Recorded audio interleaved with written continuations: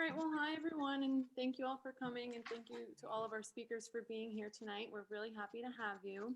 So to give a little background about Delta Sigma Pi, DSP is a professional business fraternity organized to help our members grow their professional development, leadership skills, and instill value with giving back to the community through our service initiatives. And on top of that, our members turn to DSP to form lifelong friendships within our fraternity that also helps make the College of Business here at URI feel a little smaller and a little like a second home. And our chapter was officially installed on April 1st of 2017 by our founding member, Haley Spellman, who now also works at Delta Sigma Pi National in our headquarters central office in Ohio as a leadership consultant. So that's a really nice resource that we have with her. And we are about to conclude our 4th full year. So we're looking forward to electing a new exec committee next Tuesday, actually. Fantastic.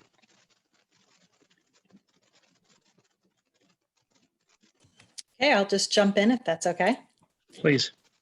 So good evening. My name's Jessica Linicus. I'm responsible for the career services team at the College of Business, and I work with all the employers and alumni to get them access to our students and put them all in contact with our events that we have on campus or virtually this year. So I just wanted to put a few notes to the students.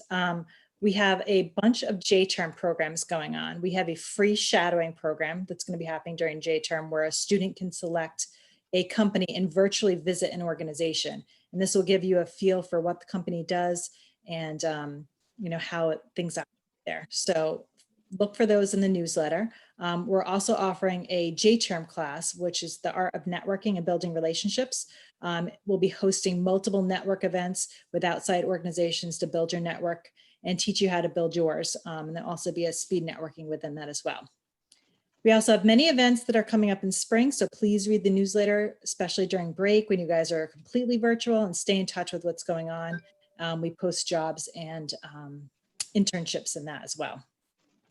Lastly, I'd like to thank all the speakers tonight. We count on your continued support to assist our students with their career growth and share your experiences. And now that you've come to an event, I will now invite you to participate in some of our other events, such as speed networking. We have mock interview night, we have mentoring, we have a shadow program, and many other things that are too long to list. But I just want to welcome you to, contact me and reach out. I'll send you an email after this event so you know who I am, and feel free to contact me with anything. Now I'd like to introduce an alum that pretty much participates in all these events that I just listed, and he goes above and beyond to help the College of Business. Peter Miniati is from FL Putnam Investment Management Company, and he's a dear friend to the College of Business, and I just want to thank him for helping put this together tonight for DSP. Well, I'm thrilled to be here, and if there are 3 better speakers in Rhode Island on this topic than Amy and Stephanie and Dan, I don't know them. So I'm going to try to keep us on track. And Sean Courage had prepped an agenda that I think is a good agenda. So I'll walk through some slides. We'll talk about who we are, the 4 of us, what we do, what thoughts might be helpful to you. That's why we're here. We'll talk for a half hour and then ask for questions. We're here for you. These are, I know my friends and their busy schedules, and they're here for you. And so we want to make this time meaningful. So I'm going to share a screen as soon as I can. Hey, Mags. I need your. Look, she's having some difficulty. What do you need? I need to show that screen. Maggie, just come and press it. Here we go. You got it? Can you see that? Do you have it? No, we can't see it right now. It should be at the bottom, Peter. It will say share the screen. Yeah, I get share screen, but And then you're going to have to click on your computer, and it will actually, you might have to then click on another screen after it once you get in. How about that? Nope.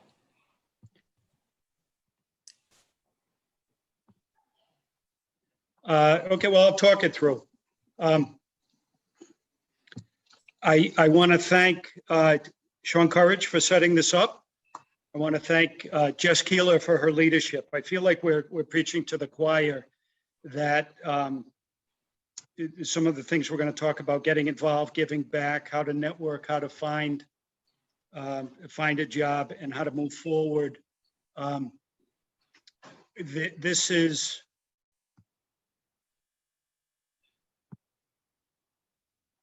hold on 1 minute.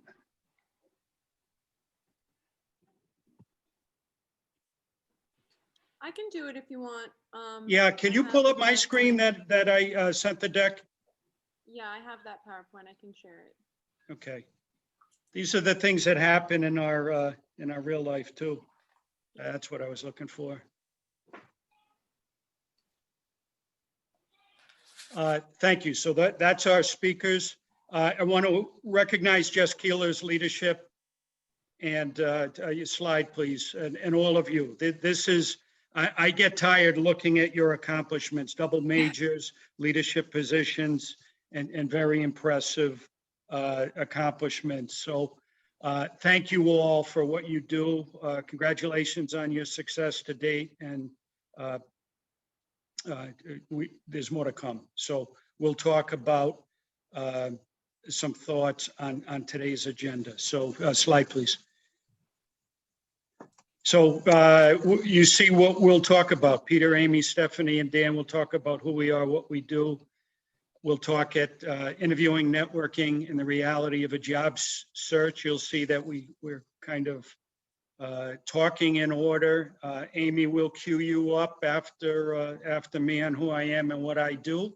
We'll talk about prudent financial practices for young professionals, and then we'll leave a half hour for questions. And we're really happy to talk about career issues, how to find a career, how to network, what we like about what we've done, some of our successes, some of our failures, if you want to know. And we're here for you. So we're going to count on good questions. So next slide, please. I started at Fleet Bank and was hired into a training program in 1985. I was one of 3 URI people that joined that training program. And out of the 25 people, most were Ivy League, Boston College, Holy Cross, and 3 URI people, all whom have had really good, I'm the weak link of that very strong group. But I started in commercial banking in a formal training program, which has its advantages. I was always fortunate to progress when I did well. And when I could help the organization, I was advanced. When I was about 30, I realized that a law degree would benefit my clients and me. So I went to night school while I was working during the day. You'll see in my biography that I've been involved in a number of organizations in a volunteer capacity. So I was president of your Alumni Association. My professional friends and colleagues, many are URI grads that I met, many on volunteer organizations. I've been really blessed to be around people like Tom Ryan and Mike Fascitelli and Dick Beaupre and other people who have names on buildings at URI by serving alongside them in non-for-profit organizations. So the big advantage in doing that is to see how they conduct themselves, their business, and move an organization towards its mission. And professionally, it was good to know these people and let them get to know me. So I work now at FL Putnam. Slide, please. Where I've been here a year. I spent 14 years at Washington Trust. We moved $1 billion in client funds under our management, which was significant growth. My current firm is one of the fastest growing RIAs in the United States. But more than that, we're proud of being a top charitable advisor and being a firm with a tremendous culture. And we'll talk collectively, the 4 of us, about culture and fit and what that means to an organization and fitting in an organization when you're a professional. Slide, please. I included this slide and really to let you know we're in the wealth management business. So clients pay us to manage their money and to assist with their planning. Most of what we're going to talk about today, you can find online, and most good firms like ours have slides that look like this, that focus on the client. Our pillars talk about customized solution, service, investment excellence, and the foundation is clarity, communication, and consistency. That's what works in our business, and we attract people that believe that and work towards that end. Slide, please. Amy, if you could talk about your background, what you do at Bank of America, and we'll continue through the introductions. Thank you, Peter, and thank you for having me, everybody. I'm excited to talk with you and hear your questions. And you can certainly reach out to me through Jess or through Peter if you want to connect offline. But my day job is I'm a relationship manager in Rhode Island, and I work with companies that are 5 to 50 million in revenue. We help them with everything from maintaining their current business as well as helping them grow their company. So we get pretty involved with business planning, strategic planning, and helping the companies with a variety of financial products, which I'm sure many of you have a checking account or maybe you have a loan. So we help with those kinds of things. We also help clients with different ways to help them grow their companies, whether that be with acquisition financing, equipment financing, real estate financing, as well as doing business overseas. So we do a lot of advisory around how to collect and process payments, whether that's US dollar payments or foreign currency payments. We work with clients on setting up employee programs to attract top talent, like all of you are going to hopefully be looking for jobs at some of the companies that we serve. We also help with card processing. So that would be something that most of you are familiar with, the collection of payments for businesses and trying to streamline a lot of that and make it, as few touches as possible. So we work a lot on the IT side too. The work that I do outside of work is I do a lot to help people that have invisible and visible disabilities and finding them gainful employment. So some of the organizations that I volunteer for are the Autism Project. I also am very passionate about children having a choice in education. So I serve on the Kingston Hill Academy Board of Trustees and my local Special Education Advisory Committee. If I had any advice to give you with regard to what Peter just said is a lot of the success and connections that I've been able to make have been a result of some of the charitable work that is really important to me. So I would ask all of you to really think about what charities or what causes are really speak to you and really to focus on those. Consider maybe volunteering first, get a feel for if that's the right organization or charity for you, and then perhaps taking on a more formal role as a board member. There are so many boards that are looking for folks that have financial and business acumen, so I'm sure you'll be in high demand for some of those. Or if you're looking for connections to any of those volunteer opportunities, I'm happy to help you with that too. Thanks. Fantastic. Thank you. Jess, slide, please.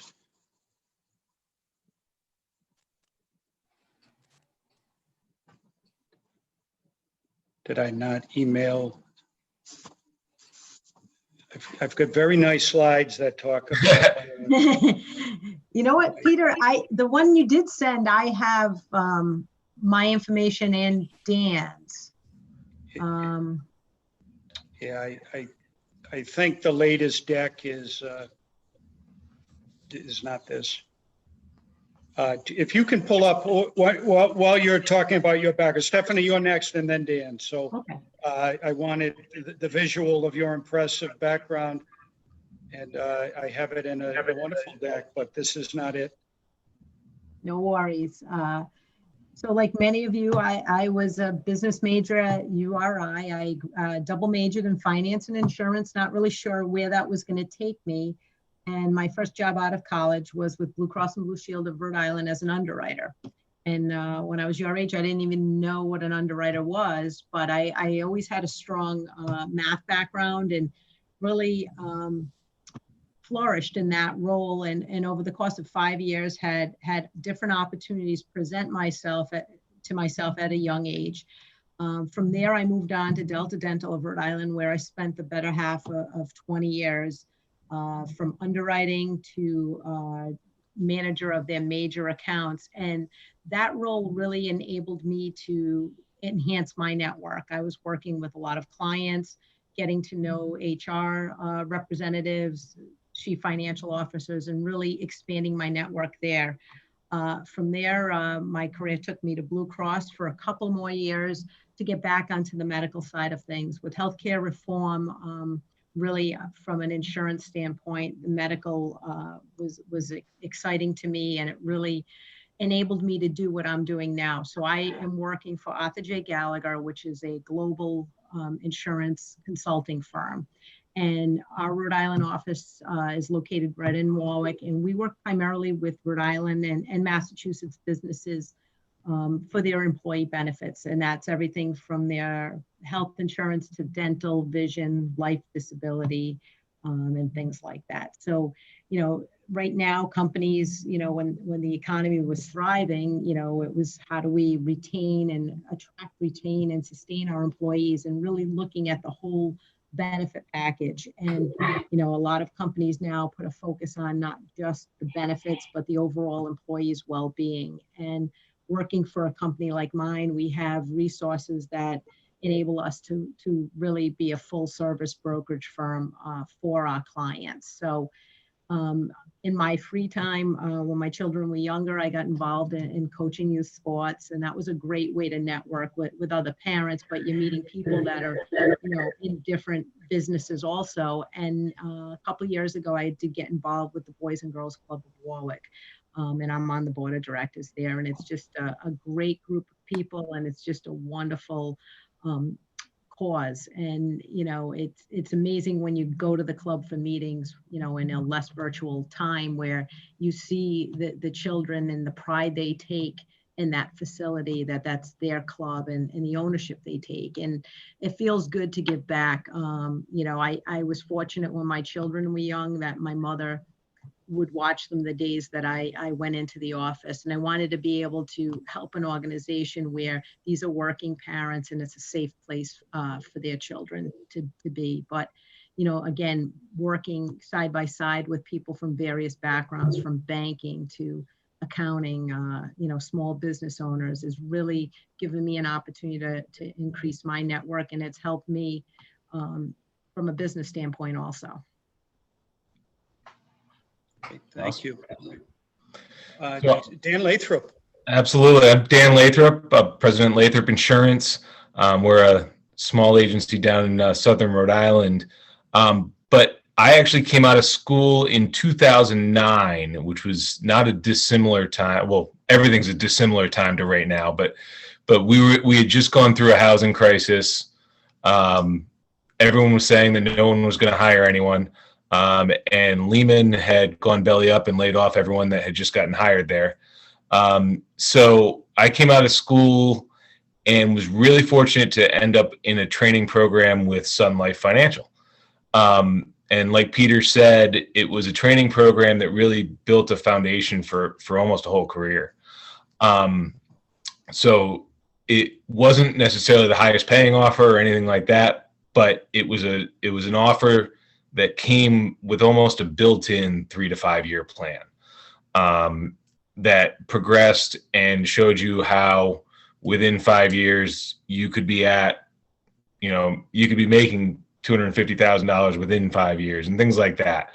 And there was a plan for it. And that was almost more important than that initial offer. And after going through that whole onboarding process, it was actually right at that 5 year mark that I made an exit and went to a startup company called Liaison.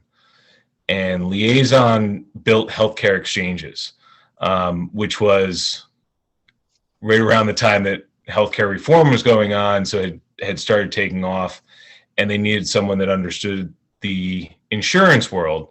So that training I had kind of carried over, helped me be part of a startup that then sold for a couple $100 million to Towers Watson.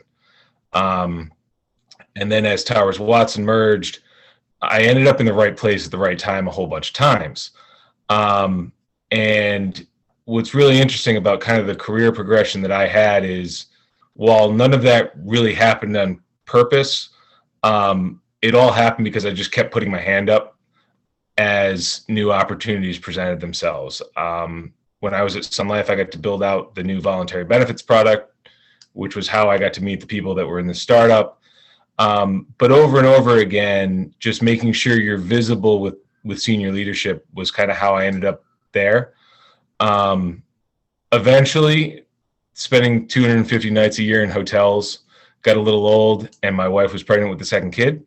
So I had some flexibility and some options vested with a big company. So I was able to come back to Rhode Island and buy the family business.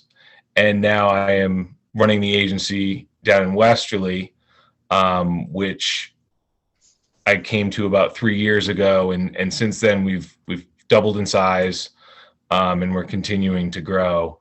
But really the foundation of finding the right career out of school that's going to lay that foundation was kind of how the rest of it all fell into place. Great, thank you. Just try a slide. You want me to reopen that same one? Might as well at this point. All right. So interviewing, networking, reality of a job search. Dan, then Stephanie, Amy, and I will talk. Excellent. So the reality of a job search, there is kind of the formal interview process and things that are really important. And any interview process, one thing that really is important to keep in mind is, while the questions are important and things, that person on the other side of the table is also a person. They want to relate and get to know the person they're sitting across the table from. And people do business with people they know, like, and trust. And so your job in that interview is to get people to get to know you, to like you, and to trust you.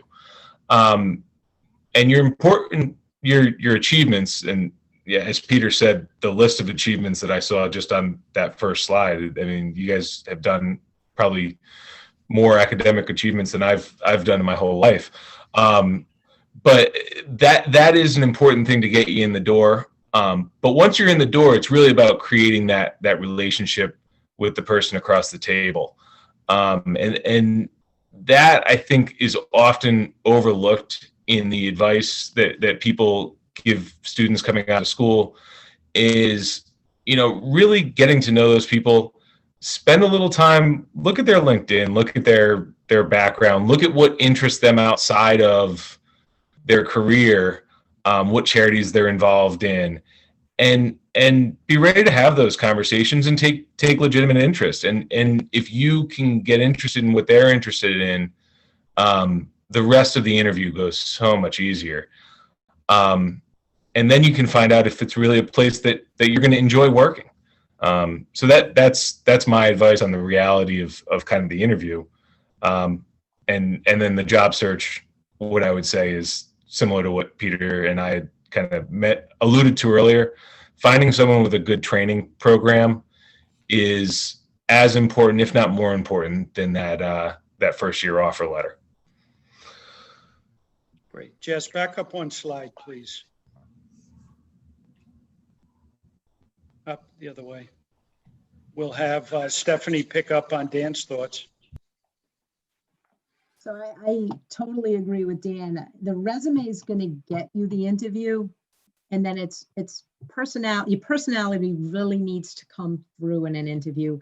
I've also been fortunate as a manager throughout my career in interviewing, prospective employees. And I'll never forget, there was one youngster that had come in my office, sat down and said, "So how was your weekend?" And almost like took the initiative.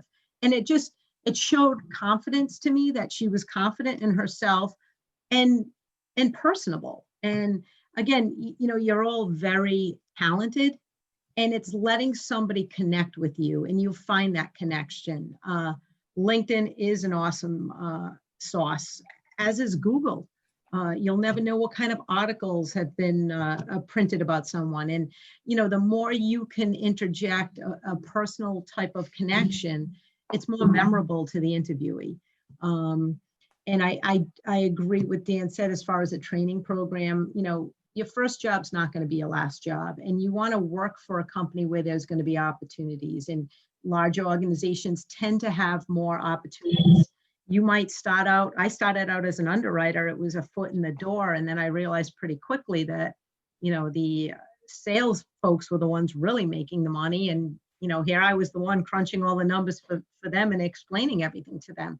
But it gives you an opportunity when you're with a larger organization also to see what other types of careers are available. I find larger organizations also have mentoring programs and things of that nature, which will really, create other opportunities for you. But, go in with an open mind, and it's not going to be a 1 or 2 year. Give it a few years to really get yourself positioned where you're ready for the next step.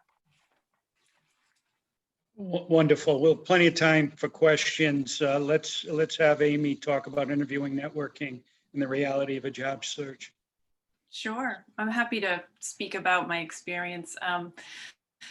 At Bank of America, we have a formal assessment process that happens not only for our internship positions, which are highly coveted and very competitive.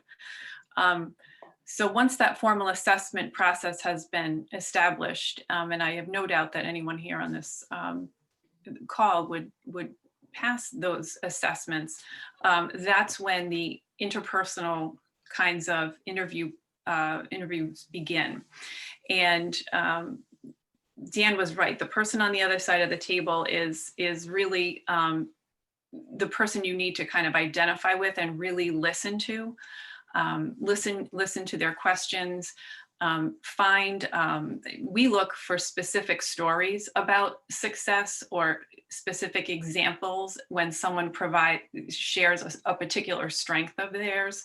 So, for instance, if someone were to say, if I were interviewing someone and they were to say, "Oh, I'm a natural born leader, and I feel like I love to be, a manager someday," I would ask that person, "Well, can you provide me with an example of, a really successful time that you felt when you were a leader, and what resulted from that?" So we ask very specific for examples of what folks put forward as their strengths, but also be prepared to share weaknesses or shortcoming. And because the folks that interview you want to understand how honest you are, and the fact that you are able to assess your strengths and weaknesses. And even just sharing that or being prepared to share that, I don't think is a sign of weakness. It's a sign of strength.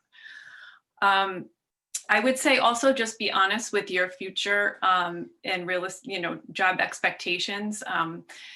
We regularly interview for entry level as well as advanced positions on our extended coverage teams. And there are folks that will come in and are extremely bright, but feel that, they are deserving of a job that requires a few years of experience under their belt. And so it's not necessarily that they wouldn't be great at their job. They might not necessarily be happy in their job. So not only just being good at your job, you also need to be satisfied and be a pleasant person to work around. So I think being realistic with your career expectations and just allowing yourself to have time to learn a particular role. There's two other things that I would ask for when you're interviewing. I would ask if there's any employee networks or formal or informal mentoring programs, because as your career advances or as time goes on and you're in an organization, you really want to have someone that's not only in your direct circle, that's can be an informal assigned mentor where you just say, hey, you know, can we grab a cup of coffee before work every couple of weeks or once a month. But oftentimes the bank or the business line will assign a formal mentoring program where we may recognize talent and see leadership opportunities for those individuals. So I would definitely ask for that if that's something you think would benefit you. And that's that I would say is it. And I love the idea about that Stephanie shared, being personable and finding out how someone's weekend was going, or just something as Dan said, that maybe a common denominator or a shared interest that you may have with that person, whether you both played hockey or you enjoy golf. I think that those kinds of things really add a human element. Great, thank you. Jess, what's on the next slide? I put some thoughts together. Start with the end in mind. If you do your homework through LinkedIn and Google to find out the kind of dream job you have, you can, as I said, our firm and Bank of America and Lathrop and AJ Gallagher has information. Usually there's a tab that says our team, and you find out, if I want to be a portfolio manager at Bank of America, which one of my former interns wanted to do. And it took him 3 years to get there, but he got there. And now he's talking to people like you, paying it forward. He didn't walk right into the job. And everybody in my field wants to be a portfolio manager and make investment decisions and buy,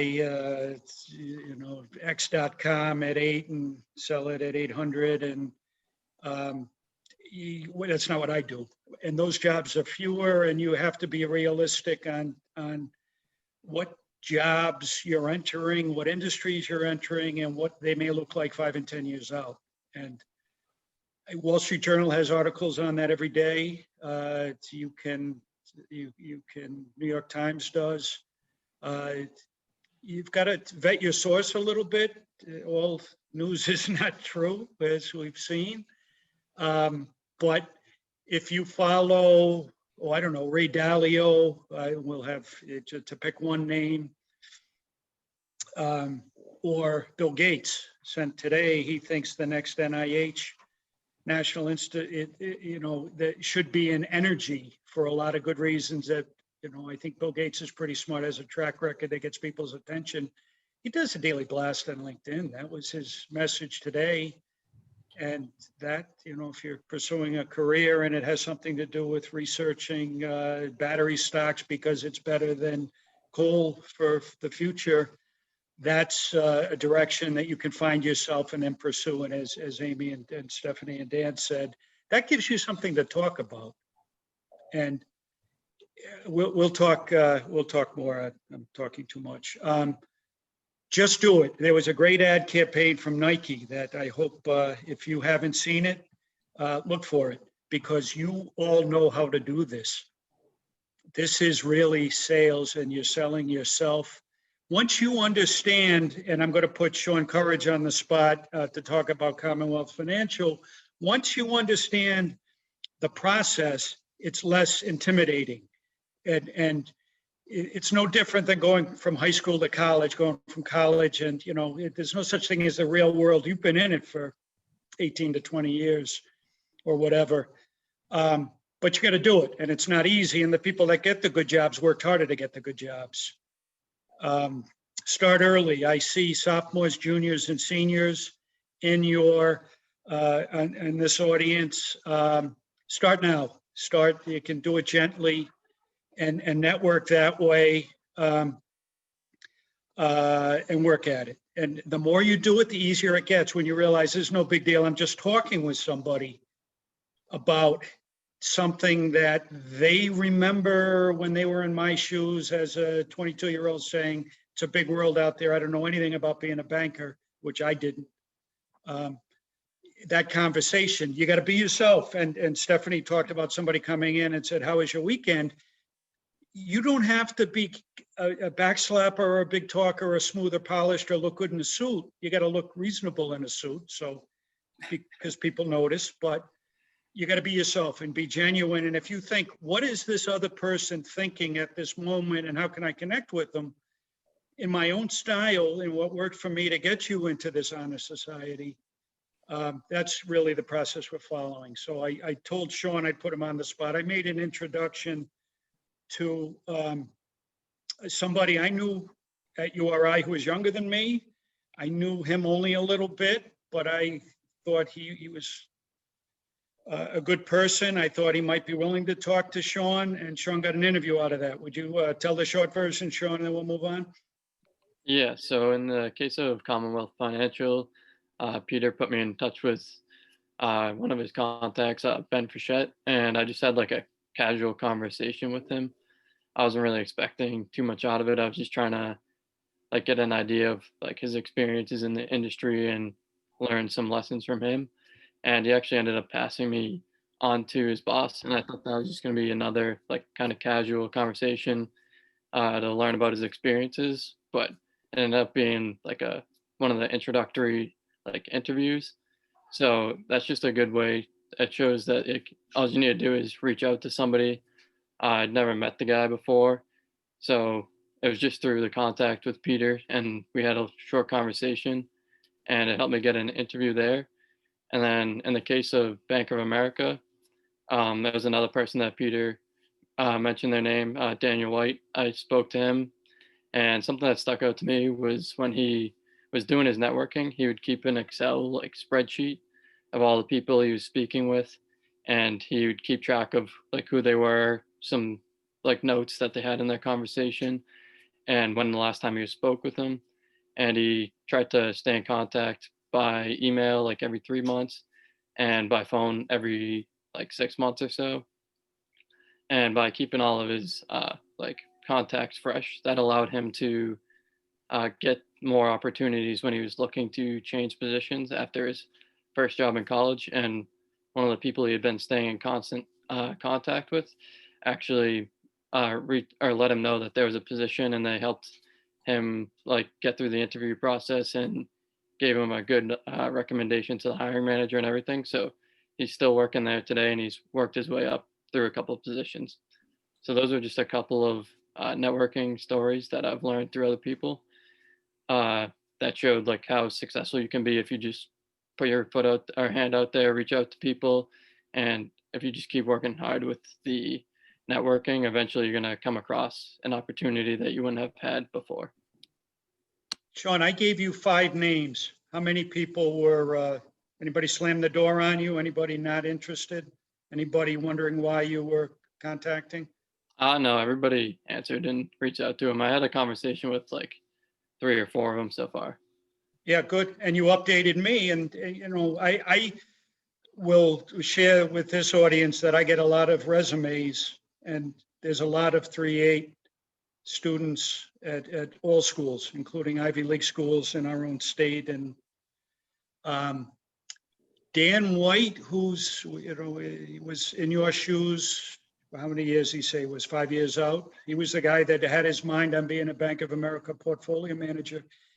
The way he asked was pleasant, respectful, nice.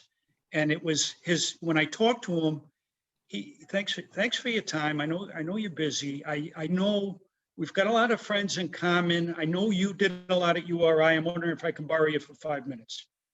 Most people, and I'll let the smart panelists pick it up from here, but most people will, that's, you know, am I asking a question that's going to get a quick no answer? That is not a quick no answer. That's a, sure, how can I help you? If you haven't done your homework and you don't know what I do or what my company does or what you want, it's going to be a quicker conversation. So let's move to the next slide and see what we're going to talk about. I'm going to talk about this. Can everybody see? And I share this for the purpose of showing you that people, if you want to be Ellen Hazen, you've got to realize she went back to get an MBA from MIT. She's a member of the CFA Institute, which takes a lot of work.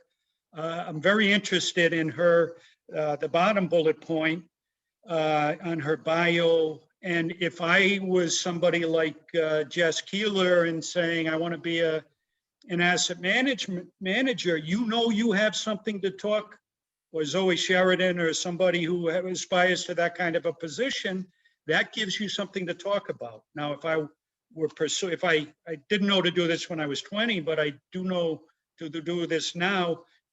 If she's a founder of a not-for-profit, there's a public record and I can find out when she started it, what the mission of the organization is. If I'm going to talk with her, I want to know all of that because it makes the conversation easier.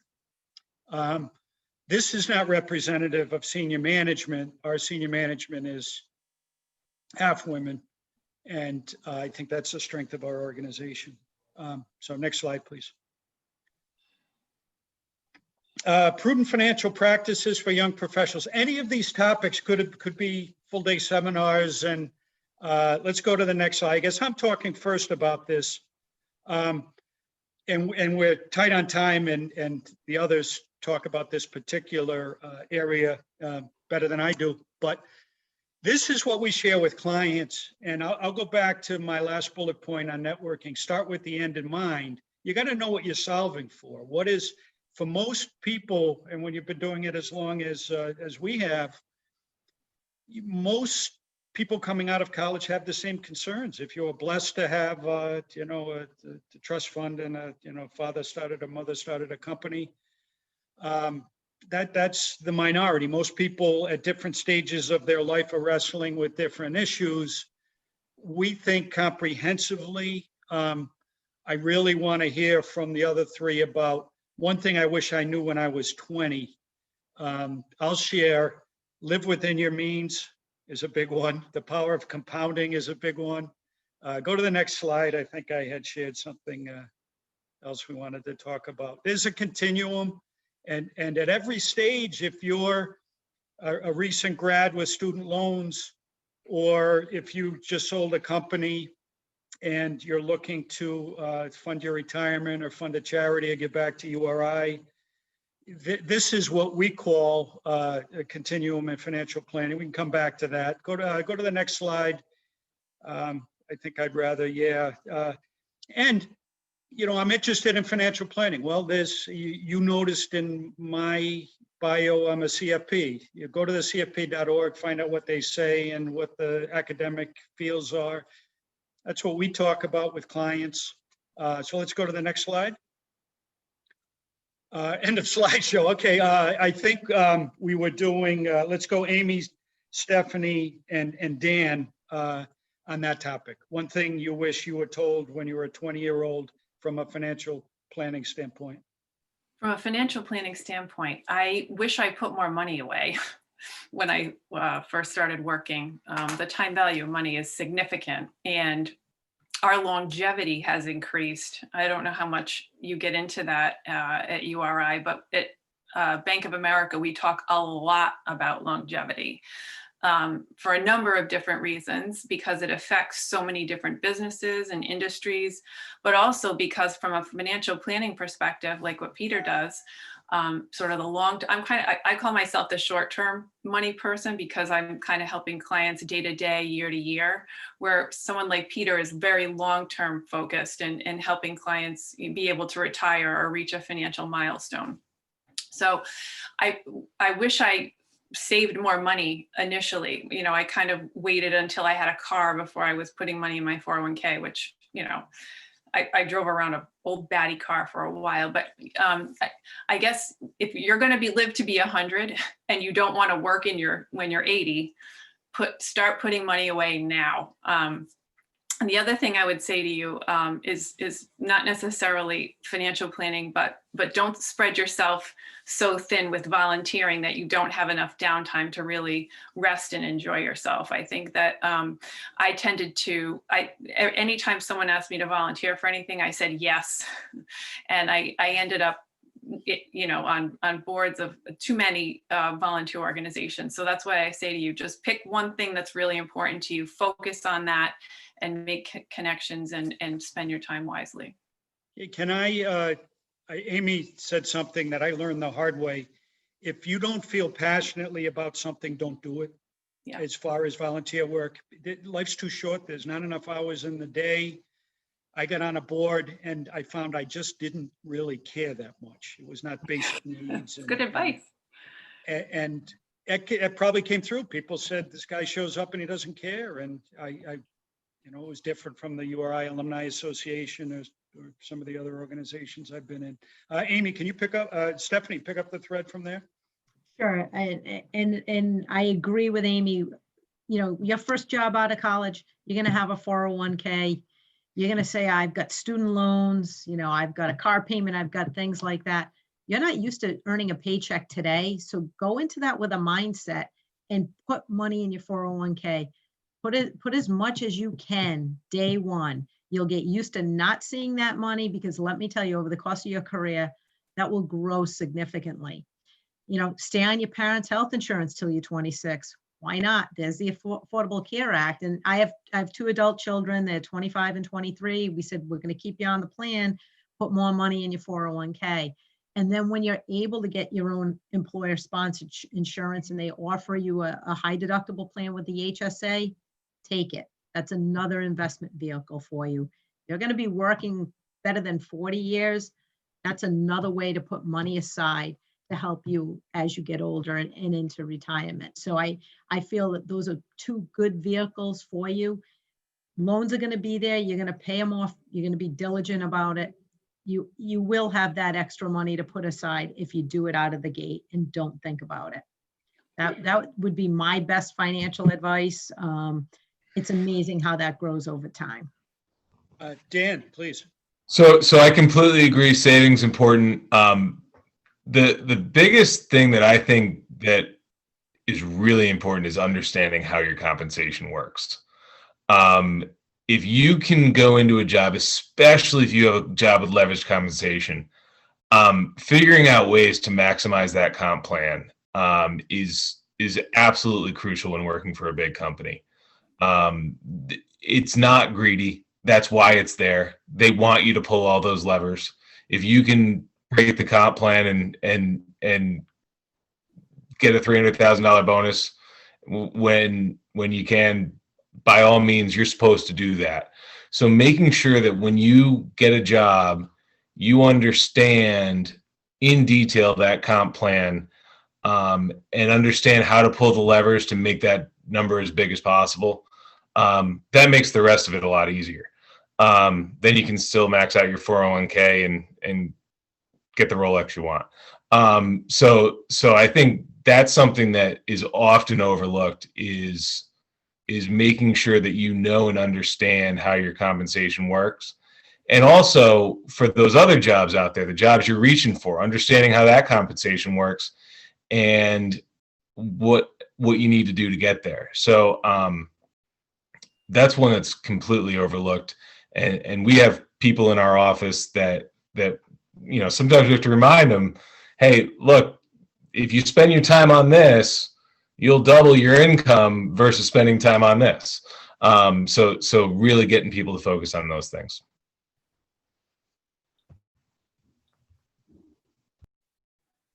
I have a question for the panel and then we'll get questions from the audience. I realize it was me, despite my best efforts, that busted the agenda. If there is not a formal training program, what do you have to do to make sure you have the skills to have the career you want? Any thoughts on that in the panel? I would say find one outside the organization and have your boss pay for it. That's actually, we've done that with a few people. Find one that you think will set you up well, whether it's an insurance or CPCU for CFPs. In every industry, there are designations, and most employers will pay for them if you want to go after it. If there's not a formal training program, get a designation and ask your employer to pay for it. And again, start with where you want to end up. You don't have to recreate the wheel. You can see you just think that way. What do I need to do to be good at my job? Do I have the skills needed to convince somebody to trust me to manage their risks? If not, some of the best salespeople I know are introverts. So they're so self-conscious, they make sure they're asking the right question. And Stephanie's a wonderful salesperson. I've known her a long time. I don't think of her as a big talker. I think of her as an effective problem solver. And as she said, their underwriting is very different than sales. There are people that want to be in a computer environment, never talking to a human, and that's a perfect job for them. It's not for me. And it's a proper self-assessment of your skills, interests, pace of the day. I was a lawyer for 2 years and hated it. I was reading railroad crossing agreements for a cable TV merger, and you've seen one, you've seen them all. And I missed the personal interaction of finding out that Dan Lathrop was a swimmer and my sister MJ was a swimmer. And then, it's not a phony way to build rapport. It's we've got this in common, or we can help each other. And the networking, in the way we're kind of, telling you go network is kind of what Stephanie, Dan, and Amy and I do all the time. And it gets easier the more you do it. And I know my sister MJ is she was LinkedIn before LinkedIn, and she would say, you should talk to that person. I think, I don't know what they do, but I think you could help them. And then I'd say, well, now you just find them on Google, and I can triangulate to what my crazy sister was thinking about, or ask a question. Why do you think that? And that's really what you're doing as you go through this process. So I'll really shut up now and ask for questions. Sean, how do you want to do this? And Jess? So if anybody from the group has questions, just unmute yourself.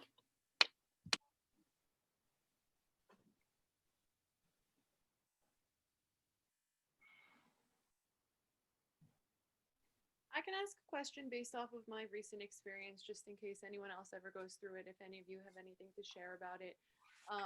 So I was recently going through the interview process myself, and something that I found a little tricky was once I got one offer, they gave me a week to decide, but I still had 2 other upcoming interviews. And then again, with my second interview, they gave me an offer fairly quickly also. How would you recommend, do you think it's appropriate to ask companies for extension deadlines, and just navigating that kind of situation?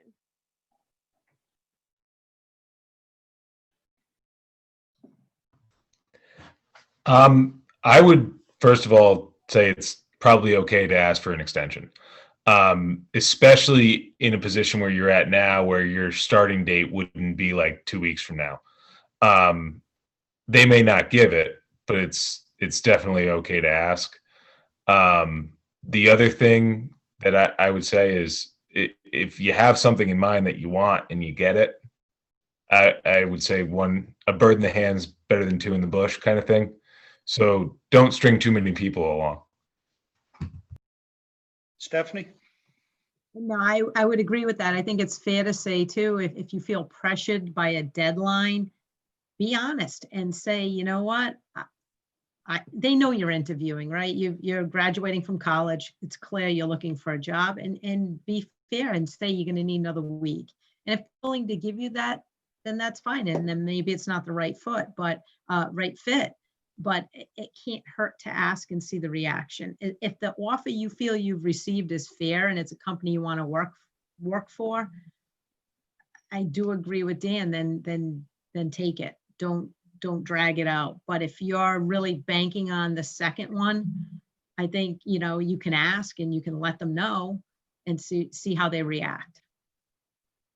Amy? I think it's absolutely also reasonable to ask for more time.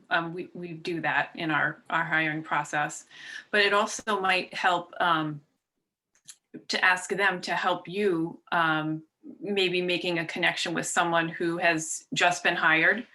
So you can talk with someone and that might buy you a little time. And you can also make a connection with someone who's, was hired out of college and has been working there for a year or two. And also maybe connect with someone who's been there 10 years or 15 years and someone who might be assigned to you as a mentor or could be a mentor to you. So it might make sense for you to, if you haven't already established and interviewed with those people, that I would just try to make an additional connection. And I, try to rank, the places that you're interviewing, first choice, second choice, third choice. And if your third choice gives you the offer first, doing that little bit more of due diligence might end up making it your first choice. Amy, if you get an offer that you don't love, that's not exactly what you want to do, but you need money and you have no other offers. And, this is a weird time. Yeah, I wish we were all there with you face to face, but we're doing what we need to do. And Dan talked about 2009 felt a little bit like this because the world seemed to be blowing up and nobody could explain it. And it was scary. And, you've got to step back and say, I've got to be objective on my view of, my little corner of the universe. And I've got to do what I've got to do. Amy, if you're presented with an offer that's a foot in the door and it's not your dream job and you're there's a lot of good students out there competing for the same job. Say, what do you do in that kind of a situation?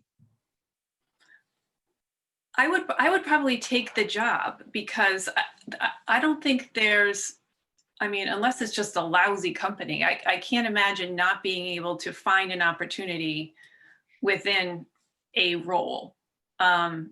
So for instance, in business banking, we not only service business clients with all different kinds of financial solutions, but we have marketing events, we have IT, we have cybersecurity, we have all these different, so like Peter said, you might not land your ideal job first, but if you land your foot in the door and you make those connections and you're able to network internally, that may help you understand, the roles, responsibilities, some of those key contacts in those departments from the inside instead of the outside in. How about Stephanie? When were you given an opportunity to prove yourself that others might have looked at as, oh, geez, I got to do that, that you said, hey, that gives me a chance to show what I can do? Any examples of that? Throughout my career, even early on, I caught on pretty quick to the underwriting. I started getting assigned the more prestigious accounts. And at a young age, I became a manager and had people double my age working for me. But I always wanted to do more. I always wanted to learn, ask the good questions and show that you're willing to take on more. I've never been one to say, my plate is too full. Sure. My last job at Blue Cross, I probably had 3 different roles in 4 years because they would have a problem area and they'd say, what, would you mind taking this on? And how do you say no, right? It might not be my dream job, even at an advanced stage in my career, but it was a good opportunity to challenge myself, to learn something and show them what I can do. So I think you have to be agile and adaptable and be willing to give most things a shot, even though it might not be, the thing you're dreaming of working on or doing at that point in time. I think it shows a lot about your character. Character is a big word. You people all have good characters and that'll come out. Your work ethic will be evident also. The secret is the people that work harder do better. You got to be humble and you got to often, especially when you're starting, don't, and I talked about all the fancy people in the old fleet training program, and I'd hear the support staff say, another 90-day wonder thinks they know it all. Dan, I'm going to ask you to talk about the difference working a big company and a small company. So big companies have a lot more resources. Small companies have a lot more flexibility. That's really the difference. If you're at a good small company or a good big company, they leverage those things to their advantage. No little company will compete with the training program of a Fortune 500 company, and no Fortune 500 company can turn on a dime and build out a team for a new client like that as a small company can.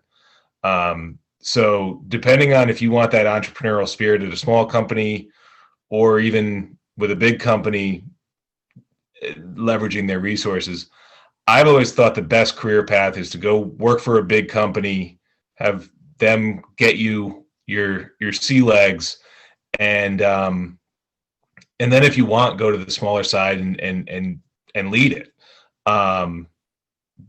That was my chosen career path, so that's why I guess I think it's good. But it's big companies are definitely out of school, usually a better bet than small companies, and then you can ease in at the small company after the training.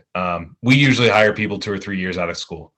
They're trained by big people, and then we hire them once they're trained up, and usually they can, ramp up the income, ramp up the opportunities with some more flexibility. Great, thank you. Any questions? We're at 6:30, past 6:30. Sean, I told you to prep some softball questions, so I'll let you wrap up as the professional development contact on your board. Ask one question, we'll get an answer from each four, and then let you go back. You've got exams, and I know I'm pretty much an empty nester. I've got one still at URI, 2 out of college, so I can hang around and answer further questions. But let's have Sean ask one question. We'll get 4 answers, and then I'll stick around and we'll thank our speakers. Right. So one question I had was, it's kind of a difficult question if you don't. I was just going to ask, what's the, not necessarily the biggest mistake in your career, but what's the biggest thing you've regretted, and what did you learn from it, and how would you go about it differently from here? Let's do Amy, then Stephanie and Dan, and I'll wrap up. Oh dear. It's a good question. I would say, anytime I took something that had to do a criticism about something I felt I did okay on, or and taking it too personally. And to be honest with you, occasionally I still do that. Yeah. But you just really need to understand that work is work, and your personal life is your personal life. And sometimes there's some gray lines, but really just understand that anytime that someone gives you criticism, they feel that you can improve.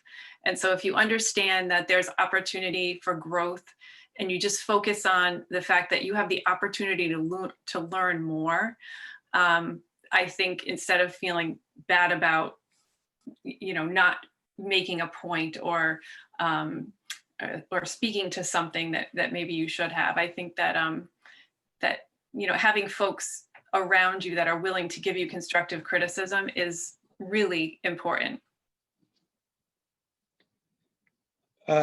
Yeah, very true. Stephanie.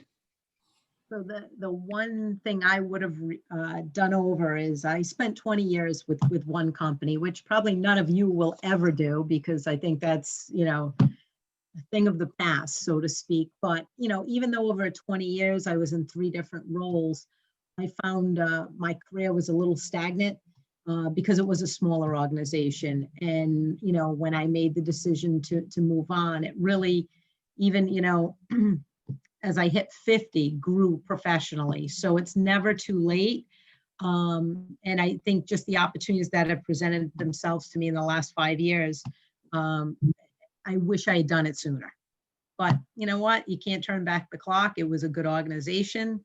And I did have flexibility when I had a young family. So that would be my one do-over. Yeah, Dan, please. So mine might be a little too entertaining, but so one rewards trip that I was on with Sun Life, it was late in the evening, and I ended up in a cab with a couple friends who were also at the same company, and they ended up in an argument, and I was in a separate row in the cab, but someone ended up in a fist fight. And by being with them at 1:45 in the morning, I ended up in the HR office and kind of an embarrassing ding on my record. And what I would say is, when you're in a professional situation, you want to go out, you want to have fun, but know when to go home, and know when to quit. So I think that can really screw up things. I was fortunate with a really understanding person, but I completely could have ended up in a different situation. So Yeah. keep that in mind. And it's different now. And It is. I could outrun my mistakes. If people thought I was worth doing that for, they'd say he bleeped up, but he's got promise. We know he works hard and he seems nice. Let's give him a shot. It's harder today, and you got to be careful if hiring managers look at LinkedIn and Facebook, and there are media outlets just dying to tell a story that, and I don't like that. But it's a reality. I'll finish up with my answer to Sean's question. I was on a panel at URI, and I'm not the smartest number guys, but I love a good story. So I'll go if somebody is the best at anything, ball of yarn knitting, chess, even things I don't have a real interest in, I'll hear them speak and I'll pick up something to listen to. I was on a volunteer panel in the URI College of Business, and this fascinating man whose name I'm blanking on worked for the Worldwide Wrestling Federation. And he got asked that question. He's doing something else now, double click marketing or double something. And you can find him on a LinkedIn search. And he got asked that question, and his answer was, it was dealing with frustration and coming back. We're human. We make mistakes, coming back from it and not feeling like Winston Churchill had a definition of success. I found after I heard that gentleman say that, he said his definition of success was going from failure to failure without losing enthusiasm. And Margot Cook, who's now president of the URI Foundation, it was president of Nuveen and president of TIA CREF, and she was my classmate at URI. And she did a speech. Some of you may have heard it. It was on career, and she said something like, the execs really don't care about you. We all grew up and our families loved us and wrapped us in warm blankets, and you got to see how you fit in the big picture and see things from the other people's perspective. So that's how I would answer that question. I can stick around. Well, I really want to thank three of the best professionals, I think, in this market. I want to thank Sean and Jess and all of you for being here. It's nice to see you. I can figure out my technology to stay on when you log off, but thank you so much. Any final comments from the panel? No, I think we're doing well. I think I hear a 2-year-old outside my door ready to take his bath. So Thank you for taking your thank time. you all to very do much. this. Thank you. Happy holidays. Okay, thank you. Thank you all. I know it's December. You're looking at exams. You have to sign off. Amy's still on if you have any questions. You know what, Jess Keeler, if I might, I'll send you the deck I meant to share.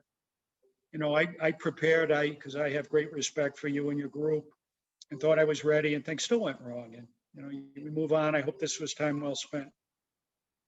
That happens in the real world too. Caroline, hi. I know you're a leader in the organization. Congratulations and thank you. Keep it up. Great job, Peter. Great job, guys. Jessica, I see you. We're going to say goodbye. I'm going to get a good deck. I had I wrote a paper on networking, and Sean, if you want to share that with the group, if you think it's helpful. Yeah. Read that. So yeah, please share it, Sean. Of course. Yeah, I'll put it in the Facebook group. I just need to find it in my email first. I can send it fresh. I got it in my Okay. sent. You got work. I'm going to computers jump on off. that? This is Jess Linicus. Have a great night, everybody, okay? Thanks so much, everybody, and good Thanks. luck with finals. Good luck with it. Sean, keep in touch like Dan did. Absolutely. Okay, thank you all. Bye, Tim.